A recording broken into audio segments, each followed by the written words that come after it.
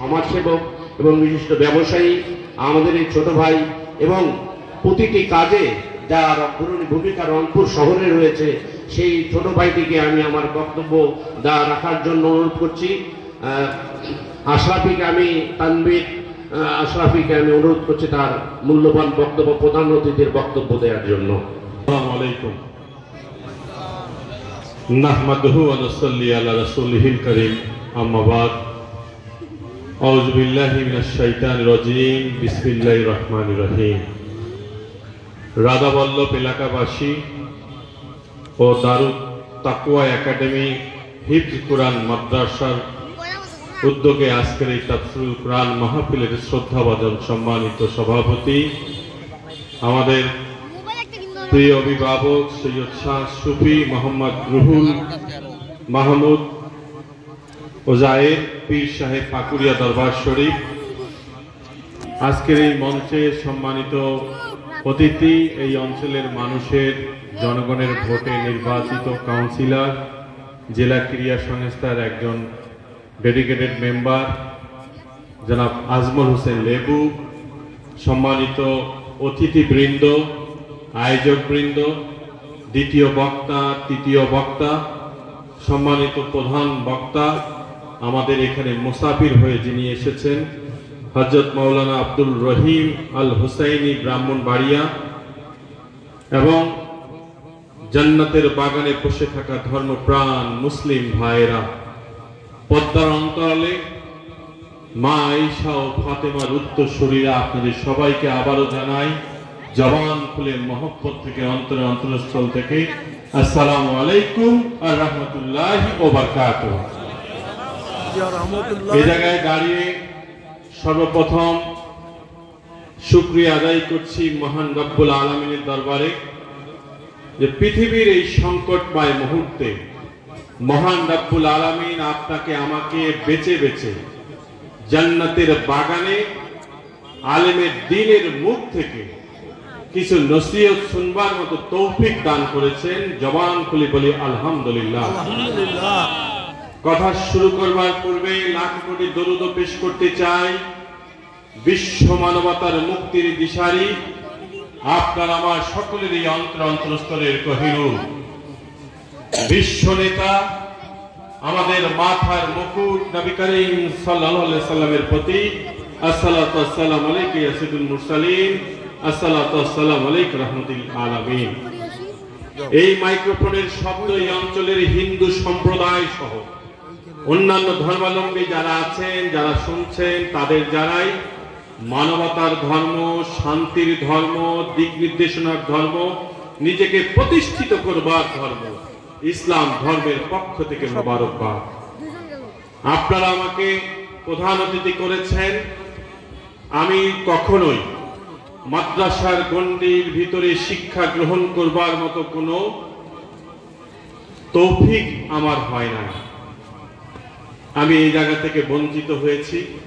আপনারা আমাকে প্রধান অতিথি করেছেন, আমার কিছু কথা বলবার মতো প্রধান বক্তাকে, সম্মানিত পীর সাহেবকে, সম্মানিত মুরব্বী ইকরামকে বসিয়ে রেখে কথা বলবার মতো দুঃসাহসিকতা, মেধা, যোগ্যতা কোনোটি আমার ভিতরে নেই। আপনারা, আমি না এমপি না মেয়র, আপনারা আমাকে প্রধান অতিথি করেছেন। আমি খুব বেশি অর্থ দেওয়ার মতো সামর্থ্য আমার নাই, অতএব প্রমাণ হয় যে আপনারা আমাকে ভালোবেসে করেছেন। সেই ভালোবাসার জায়গা থেকে শুধুমাত্র দুটি প্রসঙ্গে কথা বলে মাইক্রোফোন ছেড়ে দিতে চাই। একটি বলবো বাবা মাকে নিয়ে, দেশপ্রেম এবং হককে নিয়ে।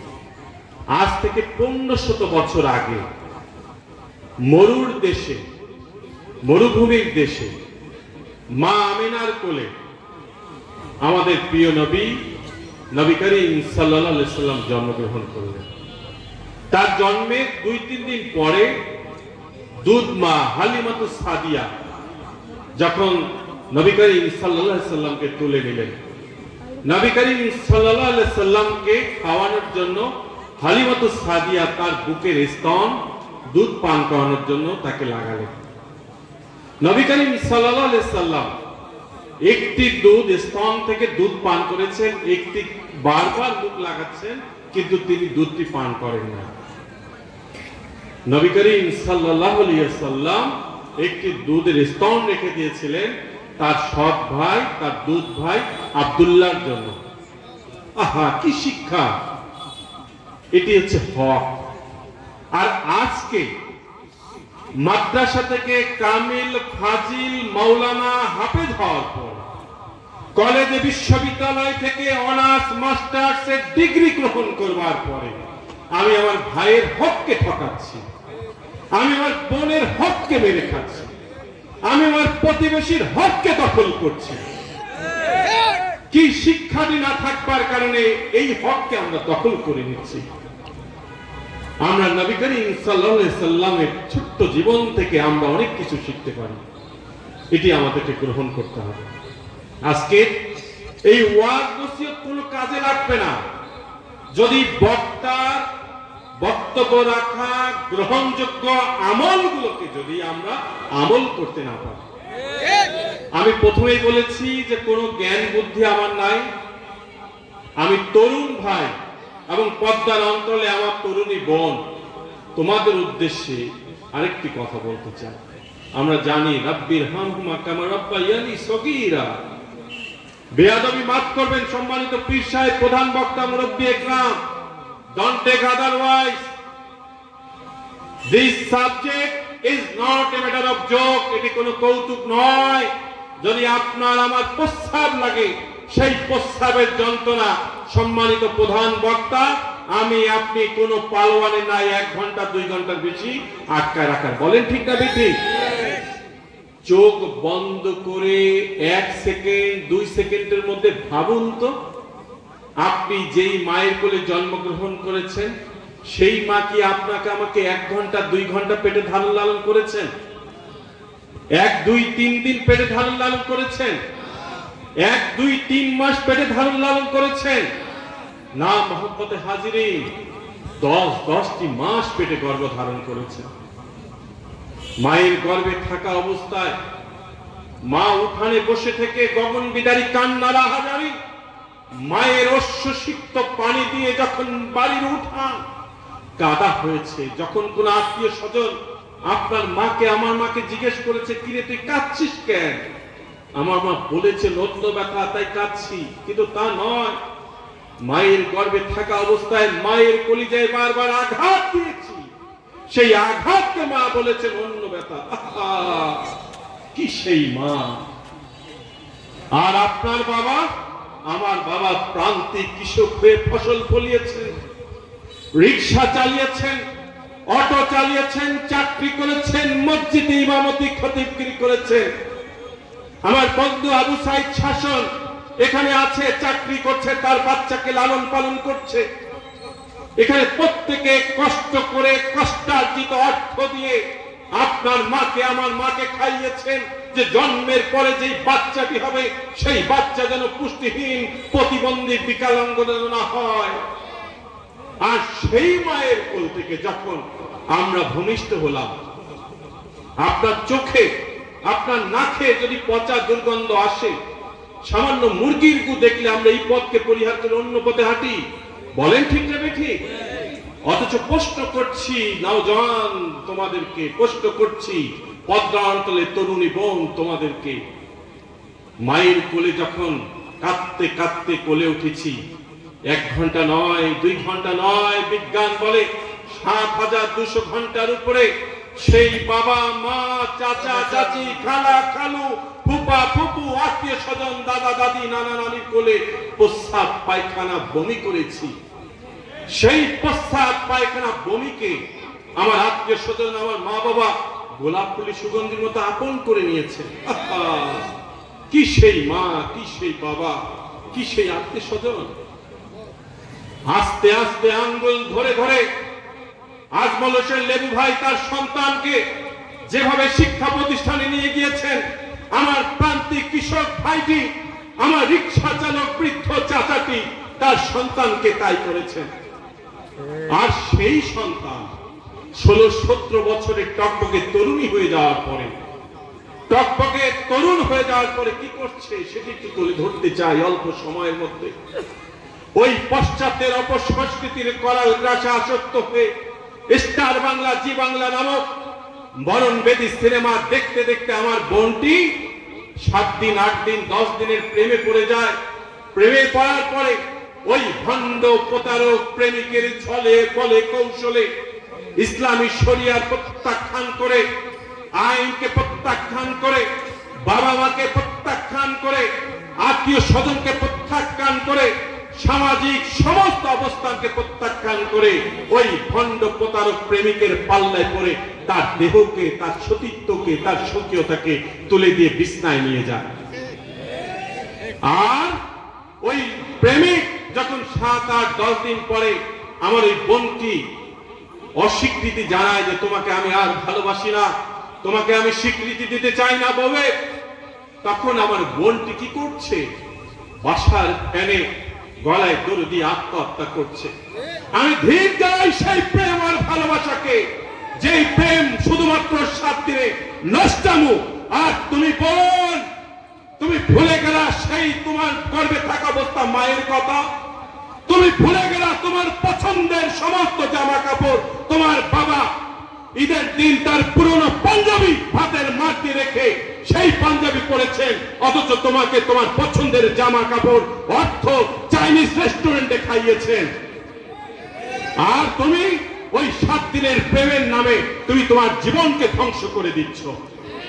আর আমার ভাইটি কলেজে বিশ্ববিদ্যালয়ে গিয়ে অমুক ভাই তমুক ভাই জিন্দাবাদ করবার জন্য হাতে অস্ত্র তুলে নিয়ে রক্তের ঝঞ্ঝানির মধ্য দিয়ে নিজেকে এবং সমাজকে নষ্ট করছে। কোন শিক্ষাটি না থাকবার কারণে? আমরা জানি হাব্বুল ওয়াতান মিনাল ঈমান, অর্থাৎ দেশপ্রেম হচ্ছে ঈমানের অঙ্গ। প্রিয় তরুণ, প্রিয় তরুণী বোন, প্রধান বক্তা নসিহত করবেন। আমি জ্ঞানহীন একজন মানুষ, তোমার হাতে পায়ে ধরে আজকে অনুরোধ করছি, সমস্ত অপকর্ম, অন্যায়, অত্যাচার, ব্যভিচার কে আমরা পদতলে গুটিয়ে দিতে চাই। এই রাধাবল্লভ সহ এই অঞ্চলে আমার কোন বোন যদি মুমূর্ষু অবস্থায় থাকে, ফায়ার ব্রিগেডের অ্যাম্বুলেন্স যদি না আসে, মেডিকেলের অ্যাম্বুলেন্স যদি না আসে, আমার তরুণ তুমি তোমার ঘাড়ে করে তাকে মেডিকেলে চিকিৎসার জন্য নিয়ে যাও। আমার এলাকার মুরব্বী যদি অসুস্থ অবস্থায় থাকে, তাকে তুমি দ্রুত নিয়ে যাও। এখানে যদি অগ্নিসংযোগ হয়, ফায়ার ব্রিগেডের গাড়ি আসবার পূর্বে তুমি সেই মানসিকতা পোষণ করো, যেই মানসিকতার মধ্য দিয়ে অন্যের পানি নিয়ে এসে সেই আগুনকে তুমি নিভাবা। আজকে আমাদেরকে প্রস্তুত হতে হবে, খালিদ বিন ওয়ালিদের মতো সাহসী যোদ্ধা হয়ে সমস্ত অপকর্মকে আমরা পদতলে গুড়িয়ে দিতে চাই। আমি আর কথা বাড়াতে চাই না। আপনারা আমাকে অতিথি করে নিয়ে এসেছেন। আজকের দিনটি আমার ঢাকায় থাকবার কথা। আমি বাবার মতো শ্রদ্ধা করি জনাব আজমল হোসেন লেবু ভাইকে। আজকে ঢাকায় থাকবার কথা ছিল, আজকে তার এই আয়োজনে আসবো বিধায় আরো 5-6টি আয়োজনে গিয়েছে। এখান থেকে গিয়ে কামাল কাছে আরেকটি মাহফিল হচ্ছে, সেখানে যাব প্রধান অতিথি। আপনারা আমার জন্য দোয়া করবেন, মৃত্যুর আগ মুহূর্ত পর্যন্ত অহংকারহীন হয়ে যেন মানুষের জন্য নিবেদিত হয়ে কাজ করতে পারি। যেভাবে কাজ করেছিলাম এই রাধাবল্লভে, আপনাদের একটি কবরস্থান আছে, সেই কবরস্থানে রংপুরের পুলিশ সুপার জনাব বিপ্লব সরকার, সেখানে আমার বন্ধুর মা ইন্তিকালের পরেও সেখানে মাটি দিতে পারে নাই, রাস্তা বন্ধ করে দিয়েছিল। আমি প্রতিবাদ করেছি। আজমল হোসেন লেবু ভাইকে দুঃসাহসিক ভূমিকার জন্য ধন্যবাদ জানাই। এসপির টেবিল চাপিয়ে বলেছিলাম, এই কবরস্থানের রাস্তা বন্ধ করার কোন অধিকার আপনার নাই। যদি মুসলিম জনতা, যদি জাগ্রত জনতা ক্ষেপে ওঠে, আপনার এই মস্তককে আমরা পদতলে গুড়িয়ে দিব। অতি দ্রুত টিম গঠন করে এখানে কবরস্থানের রাস্তা ছেড়ে দিতে বাধ্য হয়েছেন। অতএব আমরা এমন নেতৃত্ব তৈরি করতে চাই, এই রংপুর বৈষম্যের বেড়াজালে আমরা দেখতে চাই না। এই রংপুর নিয়ে নানান ছিনিমিনি আমরা দেখতে চাই না। এই রংপুরের যোগাযোগের ব্যবস্থা, আজকে ব্রাহ্মণবাড়িয়া থেকে আমাদের প্রধান মেহমান এসেছেন, হয়তো অনেক কষ্ট করে অথবা গাড়ি ভাড়া করে এসেছেন। যদি আমাদের ওখান থেকে রেলের লাইন থাকতো, তাহলে কষ্ট করে হয়তো আসতে হতো না। আমাদের এখানে শুধুমাত্র মিটার গেজ লাইন, আমরা দাবি তুলেছি রংপুরে ব্রডগেজ লাইনের মধ্য দিয়ে সারা দেশের যোগাযোগ স্থাপন করতে হবে। আমরা দাবি তুলেছি জাতীয় বিশ্ববিদ্যালয়ের অধিভুক্ত শুধুমাত্র শিক্ষা প্রতিষ্ঠান নয়, রংপুরের শুধুমাত্র বেগম রোকেয়া বিশ্ববিদ্যালয় নয়, আমরা কারিগরি বিশ্ববিদ্যালয় চাই, আমরা ইঞ্জিনিয়ারিং বিশ্ববিদ্যালয় চাই, আমরা ইসলামী বিশ্ববিদ্যালয় চাই, আমরা মেডিকেল কলেজের পাশাপাশি অ্যানাদার সাইডে আমরা মেডিকেল বিশ্ববিদ্যালয় চাই। প্রিয় রংপুর, আর ঘুমিয়ে থাকবেন না, জাগ্রত হন, সমস্ত দাবি আদায়ের পক্ষে। সবাই ভালো থাকুন, সুস্থ থাকুন। আর লেবু ভাই সহ আজকের আয়োজক বৃন্দ, আপনারা যেই নিয়োগ করে আমাকে ডেকেছেন, আমি বাংলাদেশ সরকার কর্তৃক সর্বোচ্চ করদাতায় স্বীকৃতি হয়েছি। আমি আমার জায়গা থেকে যতটুকু পারবো আমি আপনাদের এখানে খেদমত করার চেষ্টা করব। আমার ভাই টানা 6 বারের শ্রেষ্ঠকর্তা, তার জন্য দোয়া করবেন। সবাই ভালো থাকবেন, সুস্থ থাকবেন। ওয়াকিরি দাওয়ানা আলহামদুলিল্লাহি রাব্বিল আলামিন। আমার শব্দ চয়নে যদি কোনো ভুল হয়ে থাকে আপনাদের সকলের কাছে ক্ষমা চাচ্ছি। আসসালামু আলাইকুম ওয়া রাহমাতুল্লাহি ওয়া বারাকাতুহু। অসংখ্য ধন্যবাদ ভাইকে। আল্লাহ পাক তানভীর ভাইকে মাটি ও মানুষের নেতা হিসেবে কবুল করুক। সকলে বলে আল্লাহুম্মা আমিন। সম্মানিত উপস্থিতি,